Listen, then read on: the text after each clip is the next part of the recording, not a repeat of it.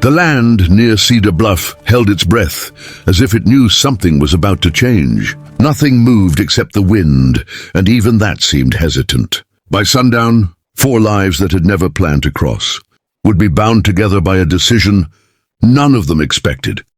Billy Rowan rode toward the trading stones with the steady pace of a man who no longer anticipated surprises. His horse moved with a tired, even rhythm, hooves pressing into dry earth that hadn't felt rain in weeks.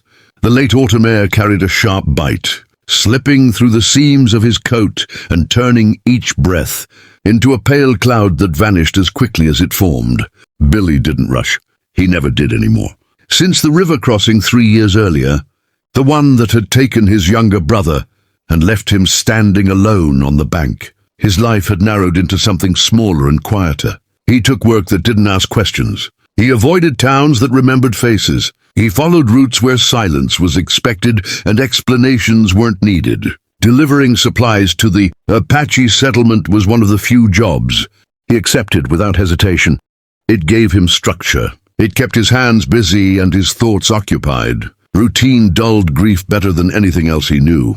He wasn't there to bargain or socialize. His task was simple. Bring what was promised before winter tightened its grip, then turn back before night winds made travel dangerous. He swung down from the saddle with a low grunt, knees complaining in a way he'd learned to ignore.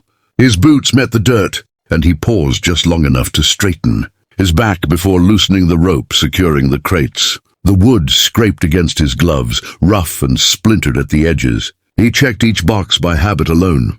Fire starters, dry beans, cloth, tools requested by the tribe's elder. The work required no thought, which was exactly why he preferred it. A faint shift of movement pulled his attention to the edge of the clearing. 3 Apache widows stood together near the tree line. They were positioned carefully, not hidden, but not inviting attention either. Billy had expected to see women helping with supplies. What he hadn't expected was the weight of their focus. Their eyes were fixed on him, measuring. He didn't react. Showing awareness often invited trouble, and he had learned long ago that silence offered protection. Still, a familiar tension settled into his shoulders. Na, the eldest, stood at the front. Her posture was firm, unyielding. A single braid lay over her chest, copper beads clicking softly when the breeze shifted. Her expression wasn't hostile, but it carried no warmth. She had lost her husband in a raid earlier that year, and grief had sharpened her gaze rather than softened it. "He walks like he has nowhere else to be," she said evenly. Saya stood just behind her, body angled as if she were always preparing to move. Her husband had died from fever the previous winter, leaving her with little more than tools and responsibility. "Or like he doesn't want anyone to look at him too closely," she murmured. Talani, the youngest, clasped her hands loosely in front of her. Her marriage had lasted only months before a hunting accident took her husband. She studied Billy quietly. "He looks tired," she said, unsure whether pity or caution was the right response. Billy heard every word. The clearing offered no place for voices to hide. He kept unloading, refusing to look at them. He'd been misunderstood before. He lifted another crate, feeling the pull in his left shoulder, an old injury earned during a cattle drive that never healed right. As he adjusted the line of goods, footsteps approached from the settlement path. Chief Makona emerged with a measured stride. Age had weighed his frame, but his authority remained intact. The widows straightened immediately, respect tightening their expressions. Makona's gaze moved across them before settling on Billy. "You brought more than agreed," the chief observed, noticing the extra sack tied behind the saddle. "Didn't have to," Billy replied quietly. "Figured it'd help when the snow comes." Makona nodded once, no praise, just acknowledgement. Then he turned back to the widows, reading the tension that lingered between them and the man standing apart. It wasn't open hostility, it was something older. 2 histories sharing space without trust. Makona spoke with calm certainty. "Narsaya Talani, your losses are known." The words tightened something in each of them. Winter does not show mercy to those without strong shelter. You were not meant to face it alone. Billy shifted slightly, uneasy. Makona continued. "This man has traded fairly for years. He keeps his word. He brings no trouble." Billy's jaw tightened, not from anger, but from the discomfort of being seen too clearly. For this season you will join his household. You will share work and space so that all may endure." The widows reacted at once. Nar stepped forward. "We didn't ask for this," she said, confusion overtaking resistance. Saya's eyes narrowed toward Billy. "We don't know him." Talani lowered her gaze, breath unsteady. Billy felt heat rise in his chest. He hadn't expected responsibility. He hadn't expected his solitude to be named and judged. His instinct urged retreat, but retreat here would mean disrespect. Makona met his gaze. "You did not choose isolation," the chief said. "Loss placed you there." After a long moment, Billy spoke.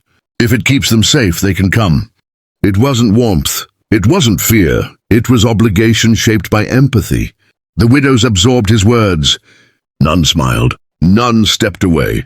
Makona, satisfied, turned back toward the settlement, leaving the four of them beneath the lowering sun.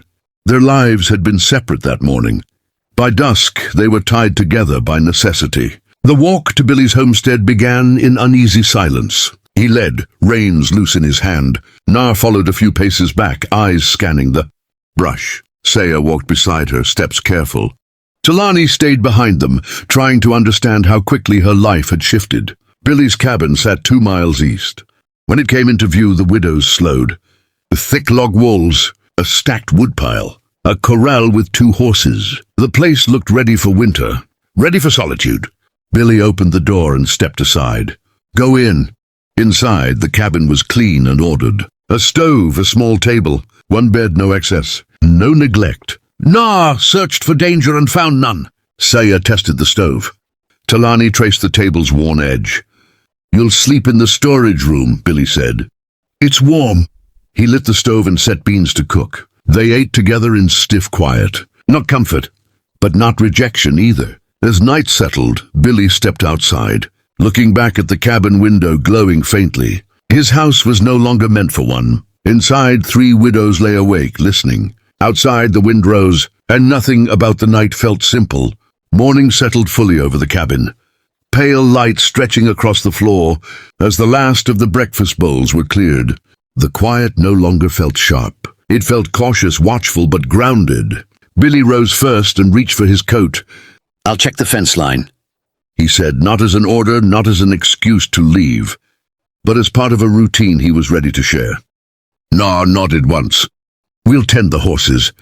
There was no argument, no tension in the decision, just acceptance. Outside, the cold had softened slightly.